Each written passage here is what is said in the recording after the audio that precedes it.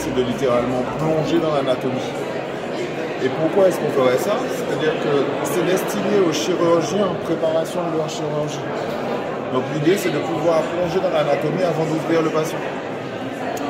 Prendre des mesures, changer des contrastes pour aller chercher des informations, qu'elles soient musculaires, osseuses, vasculaires, nerveuses, pour préparer sa chirurgie. Et puis ça a un effet de rétention des informations dans la tête avant d'arriver dans le patient, ce qui peut faire gagner du temps. Du temps d'ischémie, ça veut dire du temps où le patient est sous garrot. Si on peut économiser du temps, ça facilitera toujours le travail du chirurgien.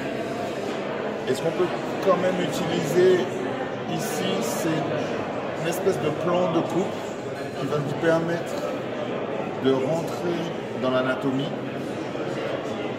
et de naviguer dans tout le corps.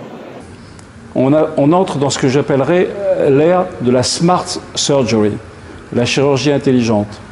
C'est-à-dire celle où on n'a pas besoin d'abord d'ouvrir, comme vous m'avez dit, mais on sait à l'avance ce qu'on va ouvrir, ce qu'on ne va pas ouvrir, quel va être exactement le modèle chirurgical personnalisé qu'on va utiliser, conceptualiser avant l'opération et qui va être mis en œuvre dans un bloc opératoire du futur, dans un bloc opératoire connecté, où toutes les données qui ont été analysées ont permis de construire un projet chirurgical qui va être opéré par le chirurgien humain ou par un robot. La maîtrise du système robotisé reste bien sûr à l'homme, mais en même temps, dans une grande mesure, une partie de la décision qu'on a prise en anticipation dans un plan pré-chirurgical, on sait que une partie ou presque la totalité de l'acte opératoire va être dédiée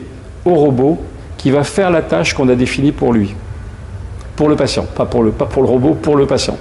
Donc ça veut dire que, en fait, alors ça s'appelle la chirurgie cognitive. Hein, on peut dire peut-être que c'est peut-être pas une révolution parce qu'on savoir ce qu'on va faire. Je pense que tous les chirurgiens, depuis que la chirurgie existe, depuis l'Antiquité, quand l'homme a découvert qu'il pouvait être chirurgien, c'est-à-dire opérer à l'intérieur du corps humain, bien, en fait, d'emblée, il innovait quelque chose. Faire un acte innovant, c'est le propre même de la chirurgie.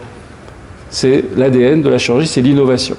Mais là, l'innovation a atteint un tel degré de perfectionnement par la digitalisation qu'elle devient le cœur même de ce qui va transformer le patient, l'hôpital, la société en un monde 4.0. Le robot est absolument fondamental parce qu'il permet deux choses. La première, c'est que le robot, c'est forcément une technique mini-invasive, puisqu'on met des trocars et on fait une télémanipulation à distance. Donc c'est forcément une chirurgie qui n'est pas ouverte.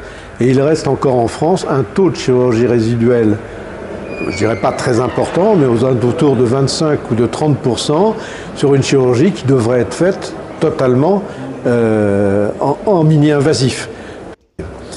Donc le robot permet d'augmenter ce taux de chirurgie mini-invasive pour l'amener à 80 ou 85%, c'est-à-dire au maximum de ce qui est possible. La deuxième chose, c'est que ça permet une harmonisation des techniques, c'est-à-dire que vous allez faire, le chirurgien ne fait pas sa chirurgie à sa manière, on va harmoniser les techniques. Harmoniser les techniques, ça permet d'avoir effectivement une traçabilité, et surtout ces robots ont tous un simulateur qui permettent aux étudiants ou aux chirurgiens plus confirmés de répéter ou de travailler et effectivement d'être évalués sur leur capacité chirurgicale.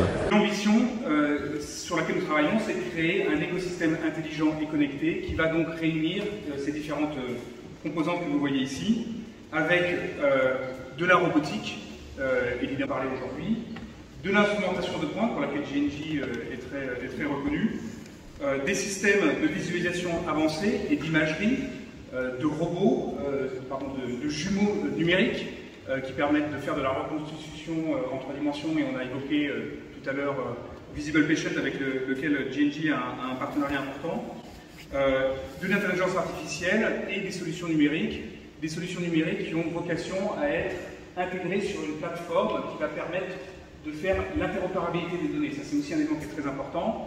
Et Johnson & Johnson pense que ces plateformes d'interopérabilité devront être ouvertes. Aux États-Unis, il n'y a pas longtemps, sur un échantillon très important de population de centaines de milliers de personnes, avec la question, vous avez un cancer, digestif par exemple, est-ce que vous êtes d'accord pour confier, à qui préférez-vous confier votre corps pour être soigné, un robot avec de l'intelligence artificielle ou bien un chirurgien humain? Eh bien, tenez-vous bien, 90% de la population répond un robot. Un robot avec de l'intelligence artificielle.